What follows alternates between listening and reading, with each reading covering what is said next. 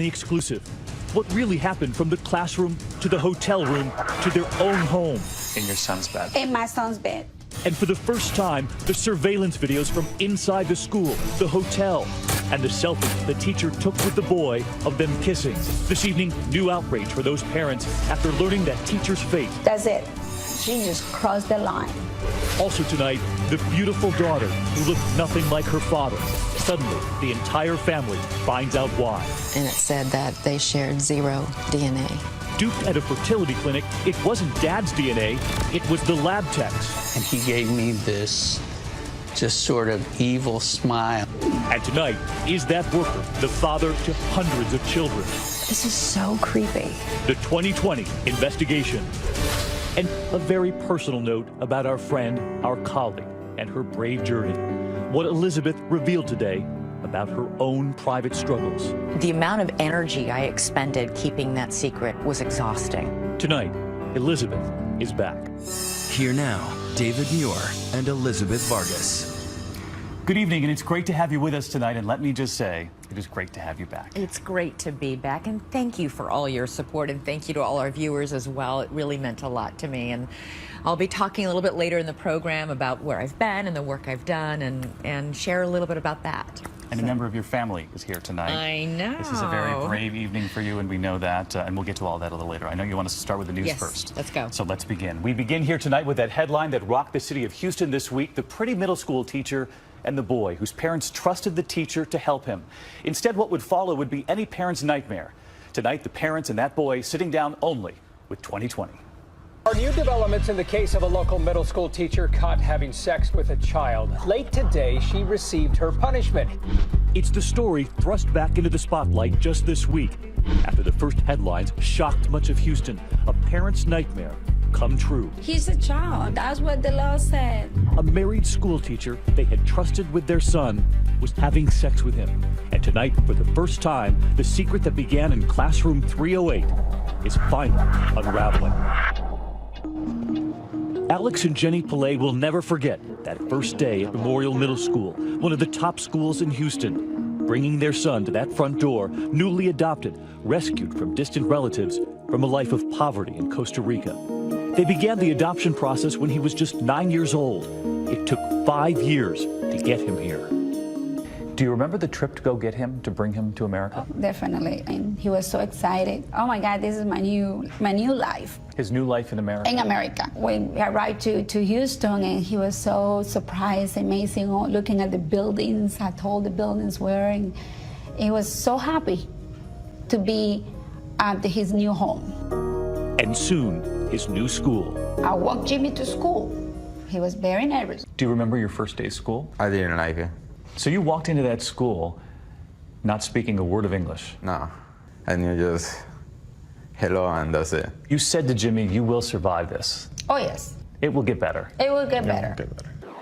The boy came to America with big dreams of playing soccer, of college one day. One of his first trips to NASA with his new parents. This is the young face of the boy who was also getting help at his new school. There was an English teacher assigned to give him that extra help with his classes, 28-year-old Catherine Camille Murray, who was married. Some of the boys thought Ms. Murray was pretty. Do you remember the first time you met her? Yes. Was she nice? Yeah, she was nice.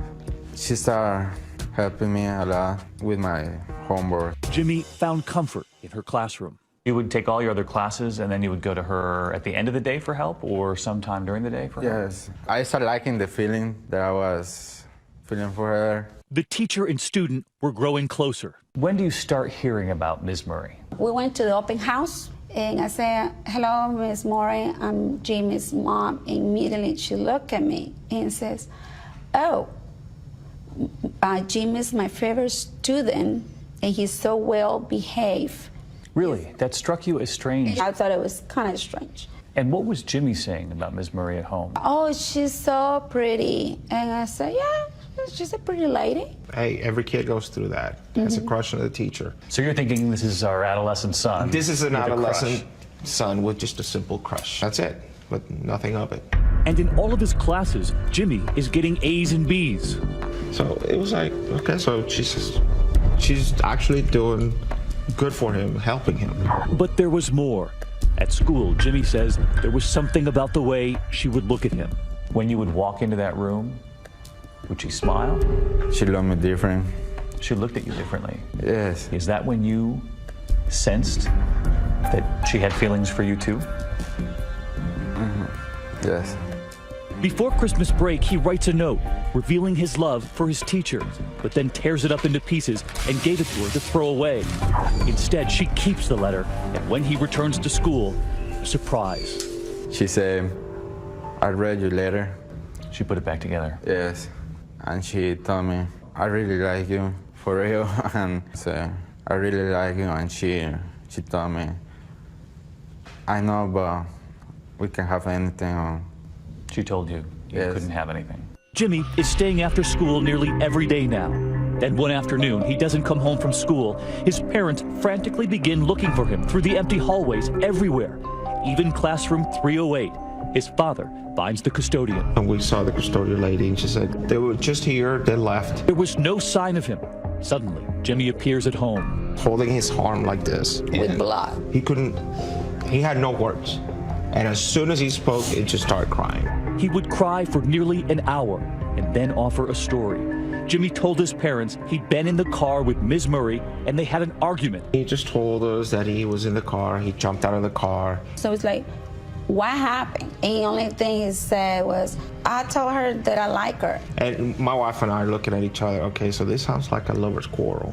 They immediately reach out to Ms. Murray, but she mentions nothing about Jimmy in her car. So at that moment, you think there's something going on. It's going on. She is lying. They tell Ms. Murray their son needs to be taken out of her class. She says she'll move him. Weeks go by, life at home returns to normal. Every night, you sit down at the dinner table. We all four sit in the dinner. Yeah. And he'd stop talking about Yes. Ms. We Murray. stopped talking about this We part. go, okay. We thought it was over. But it was far from over. They were now talking on Facebook. Jimmy says he messaged Ms. Murray that he wanted to kiss her, and that she replied, I want to see that. She wanted you to kiss her. Yes. Monday, I came to my school early. I walked straight to her, and I kissed her. When I stopped kissing her, I walked to my first class. You were thinking to yourself you had to get back to her. Yes. So you went back to her. You asked her how she felt about what happened. Yes, and she told me, okay, I want you to kiss me again, so that's when I kissed her again. That's when everything started. Yes. Physically. Did she ever say to you, this is wrong? No, after I kissed her. And tonight here, look at this. For the first time on 2020, the school surveillance tapes showing the teacher meeting privately in her classroom behind closed doors over and over again with her middle school student. She can be seen scanning the hallway, sometimes walking out with Jimmy. Other days, they leave in different directions. While at home, what Jimmy's parents think is a welcome sign, the school dance. And Jimmy wants to go with the friends he's now made. No sign of Ms. Murray. And are you hoping that Jimmy's going to find a girl his own age to have a crush on? Of course. Of course. But the girl waiting at the dance, Ms. Murray, across the street from the school, in the church parking lot. His dad had no idea. I dropped him off, and he saw me leaving, and then he moved over to meet her across the street. And she's waiting in, of all places, the church across the street. Yes. So you would talk to Ms. Murray during the day. You said, my dad's going to bring me to the dance, and the two of you had a plan. Yes. The boy she'd been warned to stay clear of, she was now taking away from that school dance. She had her own playlist. Tonight, 2020, obtaining the video, the images the night she checked into a nearby hotel, then bringing her teenage student through that side door. Did anything happen in the hotel? Yes. We have sexual relations. You had sex with her. Yes. A secret the teacher helped Jimmy keep, but not for long. Suddenly, a disturbing phone call from the principal. He confided in Yeah. another teacher that he had kissed Miss Moore. Yes. That I kissed Ms. Murray. Yes. That's correct. And then the selfies, the photographs they took of themselves kissing, images that would break a mother's heart. And tonight, for the first time here, we see them after becoming a key part of this case. Then another major blow. Jimmy and his mother sitting together when suddenly the mother's cell phone goes off. She'd let Jimmy borrow it, and that teacher, Ms. Murray, was now texting Jimmy. But the mother was receiving the message. The teacher's message, you know I love you. I don't know what we're going to do, but we're going to be happy together. I miss you. A mother looking down at her cell phone, stunned. I said, Jimmy, I need to go to the restroom. I had to put water on my face. And I said, okay, this is not happening. And that mother had not even heard the worst of it. When we come back, all of this, suddenly, it's much closer to home. He says, Mama has something to tell you. That smile you have in your face is going to go away when I tell you this. You won't believe where this goes next.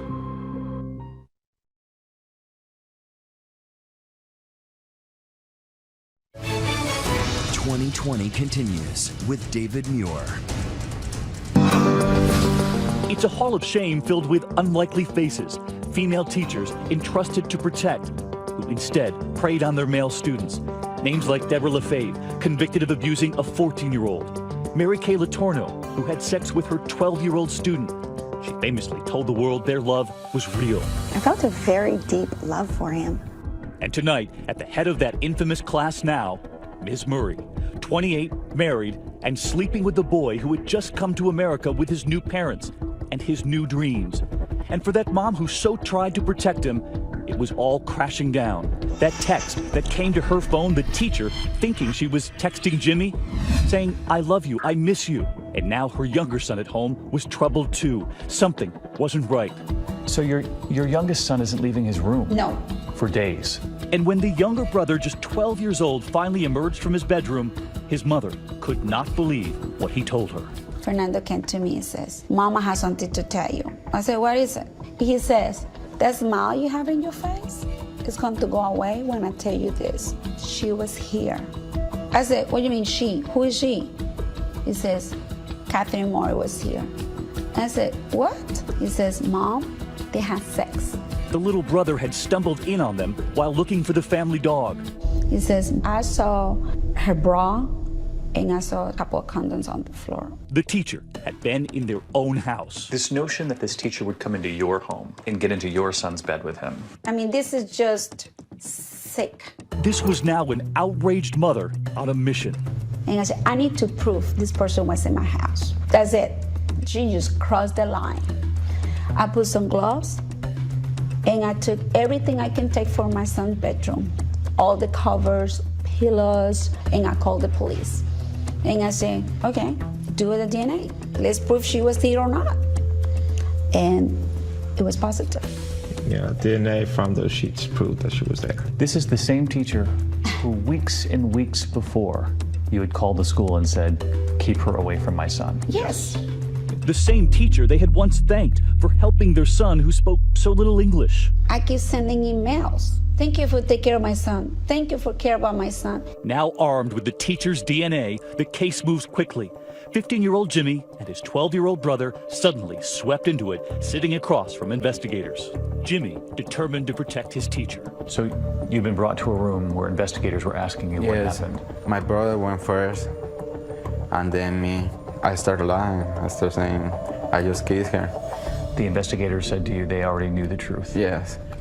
And I said, okay, and I started telling the truth. I said, yes, I had a relationship with her and we had sex. Miss Murray is quickly arrested and charged with sexual assault of a child.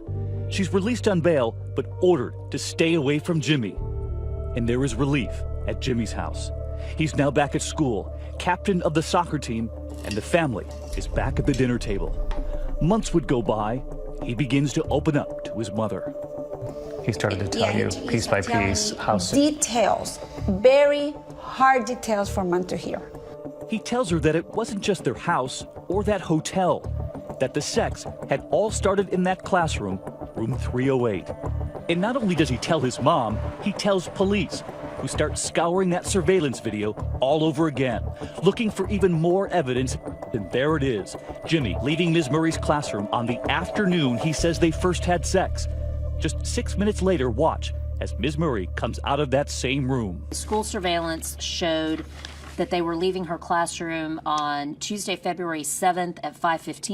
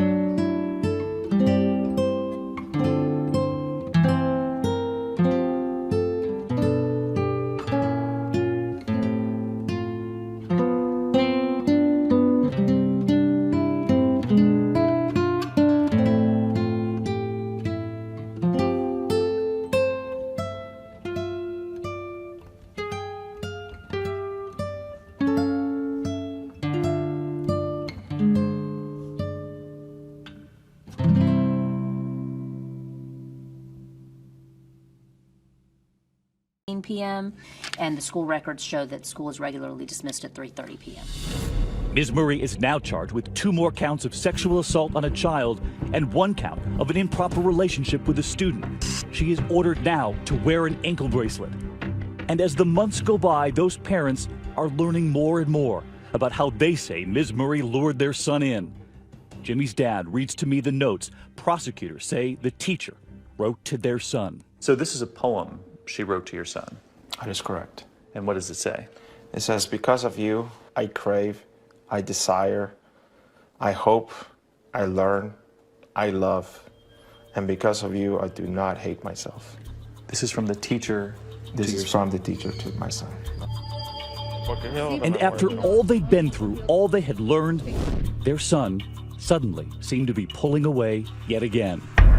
Unbelievably, it was back on. Jimmy had started secretly seeing Ms. Murray. Were you thinking to yourself, I shouldn't be doing this? Yes. But when you saw her? All the feelings that I felt for her came back. His parents now suspect that even with that ankle bracelet and facing a possible 20 years in prison, that Ms. Murray was still toying with their son's emotions. These parents were in tune with their son. Absolutely. They hire a private investigator to follow him. That very night, sitting out front, the investigator sees Jimmy leap through a window in the middle of the night, a friend driving him. That investigator taking us back along that fateful route. I was following down the freeway. I'm thinking, wow, this is really happening. Wow, those parents knew exactly what they were saying. They knew this teacher hadn't stopped. I said, okay. The private eye suddenly finding herself in front of Ms. Murray's father's house. How quickly do you call Houston police? Once I saw Jimmy get out of the car and go inside, I picked up the phone and called the HPD number and told them that I was working on a case involving Miss Murray, and they recognized the name instantly. She calls Jimmy's parents too. As we're driving to the Miss Murray's father's house, I'm calling the police. I'm saying, I'm the father. This is the case number, and when we got there were 7 police cars. Now the parents, the private eye, and the police in a dramatic confrontation surrounding the house, guns drawn. Inside, the teacher and the middle school student. They got in the bullhorn and said, Miss Kathleen Murray. She was now opening the door. Houston police, open the door. When we come back.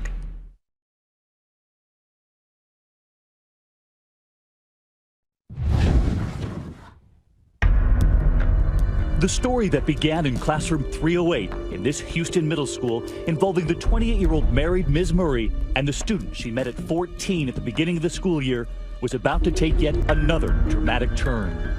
The adopted boy who spoke not a word of English was getting help from her at the start of the year, and soon much more inside that classroom. Prosecutors say she was writing love notes to the boy. Write with me. You're ready, my muse. I think we could create something amazing together. You are already my muse, she says. Yes. He's providing an illusion to him. He's giving him basically a fantasy. But now that fantasy was meeting reality. The teacher in a standoff with police, caught at her father's house with her teenage student inside. The home surrounded. Ms. Murray has no choice but to give herself up. Were you there? Yes. When she came out of that house? Yes. Oh yeah, we were there. Yeah, I want to we were make there. sure she see us. Yeah. Was she in handcuffs? Oh yeah. She was in handcuffs. Oh yeah, yes. they had like 16 Yes. police. Finally, for the parents, relief that Ms. Murray was locked up and away from Jimmy. But then the new challenge, a son who was falling into a dangerous depression, feeling he was the one guilty for putting the teacher there. Were you having suicidal thoughts? Yes, a lot. What were you thinking? That maybe if I was going to kill myself, they forgot about this. You were thinking if you killed yourself, yeah, everyone would forget about this. yes. Alex, what's the hardest part for you? You're dropping off your kid at a psychiatric ward.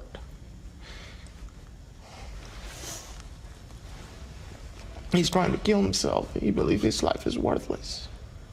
And you feel so helpless. It's a feeling that no parent should go through. Tonight, Jimmy says he's doing better, telling me he can finally smile again. Do you now see that there is a future? I know that there is a future. You know there's a future? Yes. And late this week, the future of Ms. Murray decided. Former teacher in Houston was sentenced. Former teacher in the Spring Branch ISD learned her fate today. That blonde teacher who the boys in school once thought was pretty, with a changed appearance. She's already pleaded guilty and now about to learn her fate. I think she crossed the line as far as you can go. It's a huge violation of trust. All of us as parents have a right to know that when we send our children to school, they're not just going to learn, they're going to be safe. The judge sentencing Ms. Murray. She'll spend 1 year in jail and then probation. She was told she cannot see Jimmy, and she gave up her teaching license. She will also have to register as a sex offender. And then everyone in that courtroom saw that smile to her family as she left the court. And when Jimmy's parents, sitting right there, heard 1 year in jail, they were aghast. Had this been a 27-year-old man abusing a 15-year-old girl, the judgment there would have been completely different. What has she done to your son's life? I think it took his innocence away, because that was his first time having sex. He robbed him of his childhood. Ms. Murray, her family, and her defense team have repeatedly turned down requests from 2020 to talk about the case. They cite her ongoing treatment for bipolar disorder. Her attorney only saying this as he left the courthouse. We will respect the family's request to keep this private, and that's all we have to say. What's been the hardest part for you? It's like you have the boy, you all the dreams, and then you have a boy thinking that his life is over. So instead of looking him going to a soccer game and be so happy, this is nothing in your life. We brought you here to be happy, to have a future. They have repeatedly told their son he should have never crossed that line, and that regardless of what that teacher told him and wrote to him in those notes, none of it was right. Do you still love her? Yeah. In the same way? No. Do you think you'll see her again one day? Maybe. Tonight, with 1 year in jail for that teacher, there is still fear at Jimmy's house. Fear that the teacher, now getting divorced, will try to see their son again. That same teacher who first met Jimmy around the time this photo was taken, his first trip to NASA, in his first few weeks of school. That young face, now forever changed. And a mom who tonight says she will never give up, trying to protect her son. And we don't know what is going to happen. And that's the biggest fear I have. Your biggest fear is that? Oh yeah, that's the biggest. He is still a child, and he was a child. And that's what we're asking for, justice. We thank those parents for sharing their story with us. And so what do you make of the sentence for that teacher tonight? Tweet me, use the hashtag ABC2020. And next year, the 2020 investigation tonight, hundreds of parents who put their trust in a fertility clinic just now finding out who really fathered their children when we come back. Next, the sperm donor scandal. A lab technician switching father's samples to his own DNA. This wasn't a mistake. This was done intentionally. When we return.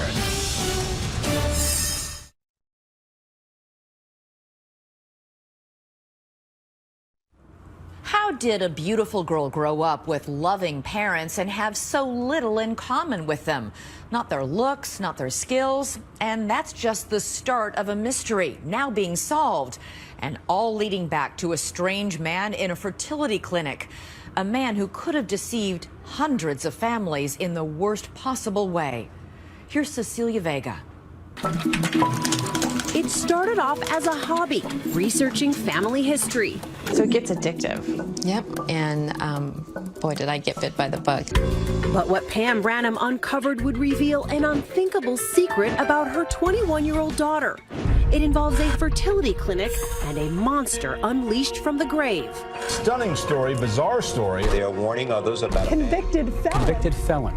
It shakes your world, absolutely. Because everything that you knew to be true all of a sudden wasn't. You know, you're like pinching yourself going, this is like the worst dream I've ever had. I'm going to wake up, and it didn't happen. It happened. It happened. It happened in Salt Lake City. Newlyweds John and Pam Branham are trying to start a family with no success. So as a last resort, they go to a fertility clinic here on the campus of the University of Utah. A friendly lab, but something about the lab tech doesn't sit right with John. I remember handing him the sperm specimen, and he gave me this just sort of evil smile. It just made the hair on the back of my neck stand up. I thought, whoa. John's reaction is soon forgotten, though, with the arrival 9 months later of a beautiful baby girl, Annie. Couldn't have been happier. Not a creature was stirring. Flash through the years. First steps. Look at her go. And the memories. She's musically inclined, and we always kind of wondered where that came from. Annie grows into a beautiful, bright young woman, a college whiz kid who studies astrophysics and surprises her parents with her gift for math. I barely made it through Calculus 1. Well, in Annie's second year of college, she was doing Calculus 3, making A's, and I'm thinking, there's a recessive gene at work there, right? With her nest now empty, Pam picks up a hobby and gets hooked on researching the family tree. She'd be up to 2 or 3 o'clock in the morning doing this. These days, anyone can stick a swab inside their cheek, go online, and for a few bucks, discover relatives and health histories they never knew they had. Pam Branham swabbed the whole family. I thought it was really interesting how it tells you about your health, it tells you where you come from. As expected, when the results come back, You can see how it's totally lit up. Pam finds that Annie shares 50% of her mom's DNA. But what about her dad? And it said that they shared 0 DNA. I was in a panic. I was in a complete panic. Annie walked through the door, didn't say a word, gave me a big hug, started sobbing. I think it took a very long time for it to sink in. What was it that sunk in? Trying to comprehend what it meant that he wasn't my biological father, and then who is. The Branhams say they couldn't get answers from the university. It would take a DNA detective to get to the bottom of it. They wanted to know what her biological heritage was on her paternal side. Finding biological fathers is a specialty of C.C. Moore, a genetic genealogist in Southern California. Desperate for answers, Pam sends her an email. This is right up my alley. She tells Pam to send Annie's DNA to multiple online databases. And in this type of work, we always say if we can find a second cousin or a predicted second cousin, we're pretty much in business. We can usually solve the case. Moore's hunch pays off, and the plot thickens with a single match between Annie's DNA and this total stranger in Minnesota, Carla Evans. What this retired school secretary knows will blow open the whole story. She asked me if I had a relative that might have donated sperm, and I said yes, as a matter of fact, I did. And I said, well, can you tell me where he lives? And I said, well, he lived in Salt Lake City a lot, and I know he used to work for a fertility clinic there. And I thought, okay, that's it. That's it. That relative was Carla's cousin, Tom Lippert. Pam and Carla exchange photos, and suddenly, pieces of the puzzle start falling into place. When I first saw Annie's graduation picture, it looks almost identical to Tom's graduation picture. When I saw that photo, I just knew that Tom was the father.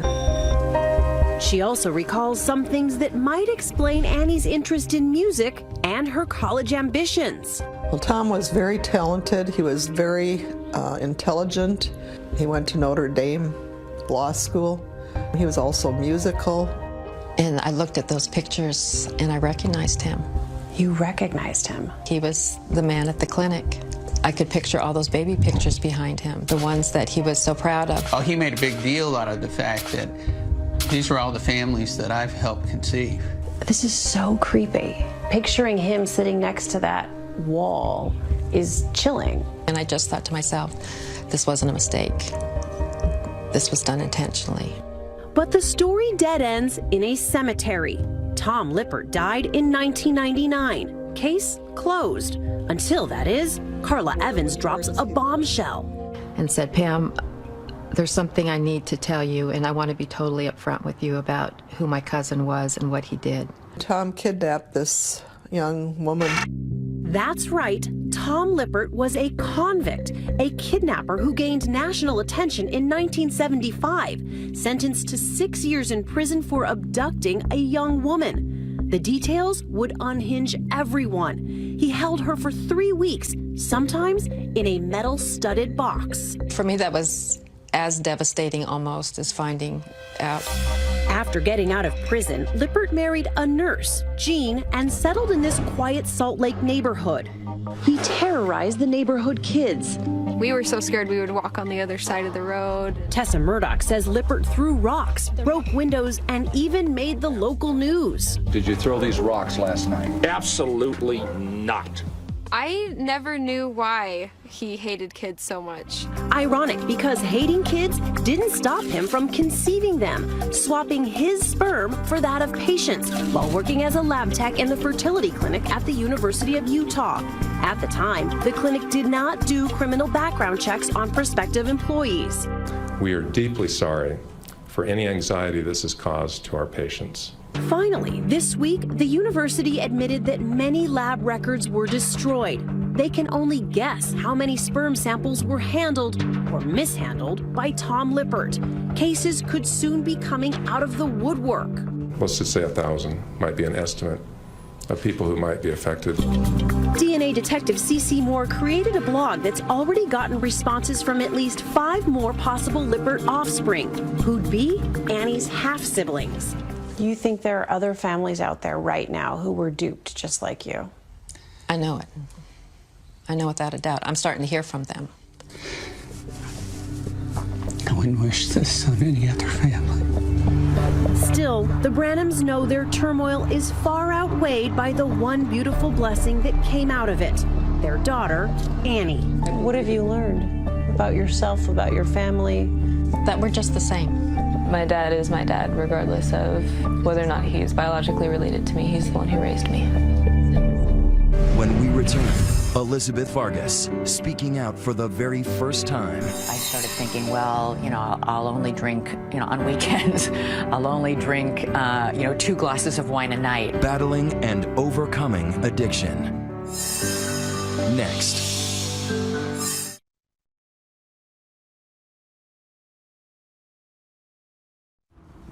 And now a very personal note about my friend who is back with us after a brave journey.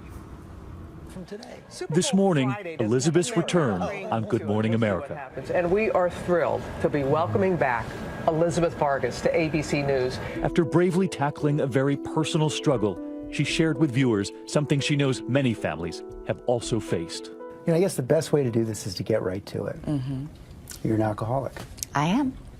I am an alcoholic. It took me a long time to admit that to myself. It took me a long time to admit it to my family, but I am. And I think part of the reason it's hard to admit is I had a lot of shame and a lot of guilt about it. It must have taken so much effort to keep that secret. The amount of energy I expended keeping that secret and keeping this problem hidden from view, hidden from my family, hidden from friends, from colleagues, was exhausting. And when Elizabeth took time off to get help, her private battle suddenly became a very public one. I didn't choose to go public with this. Somebody else made that decision for me. But in hindsight and in retrospect, maybe it's a blessing because it relieves me of that secrecy and that burden of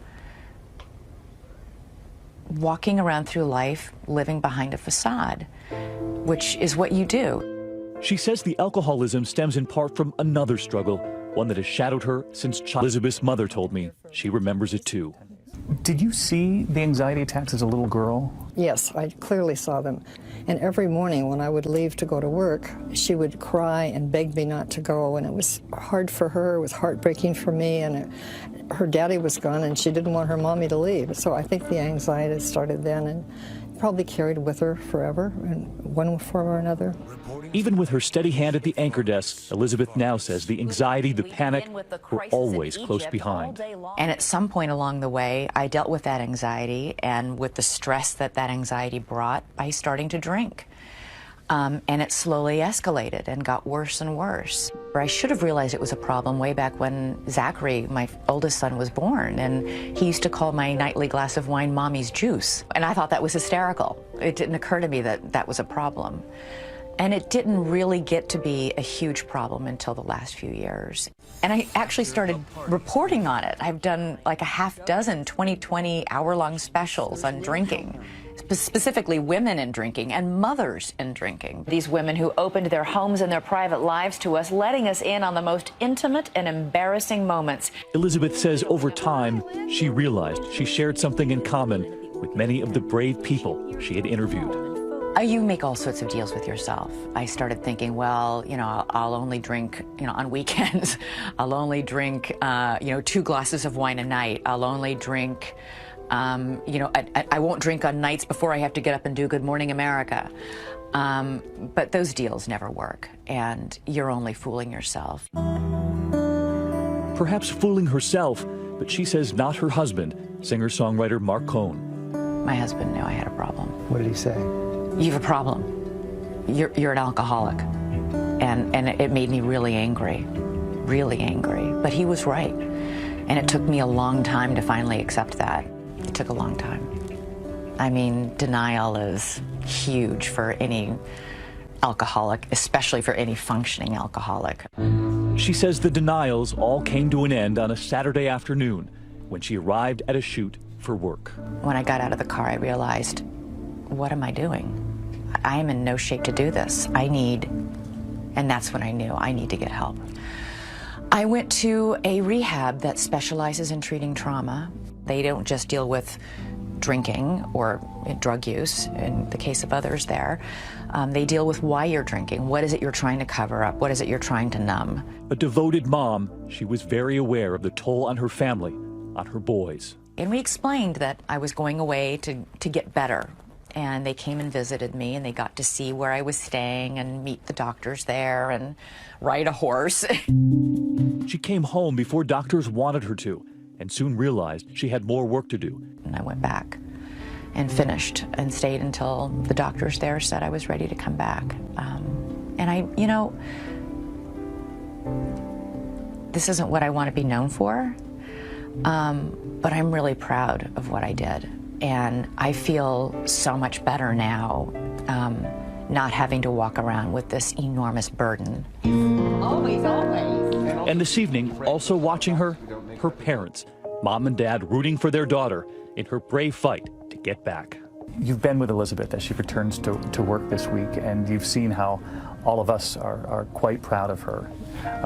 And I was just curious how a mom feels watching her return. Coming forward like this is not easy. And I think we're especially proud of that. You know, she said that she never wanted to be the face of this, but that if in doing this she could help just one person out there. You know, David, we heard from so many people after it became public what she was dealing with. We were really astonished, and we're very proud of her for saying, I'm going to talk about it and tell people what I've been through, how it happened, and how I'm back here. And then get back to work. Get back to work. In typical Elizabeth fashion. In typical Elizabeth fashion, right, yeah. It's always embarrassing to have the entire world know your deepest, darkest secret. And yet, at the same time, I think it'll be a relief. I think in the long term, it will be ultimately a blessing because I can be free about it. I'm not hiding anymore, and that's hard, but it's also a relief.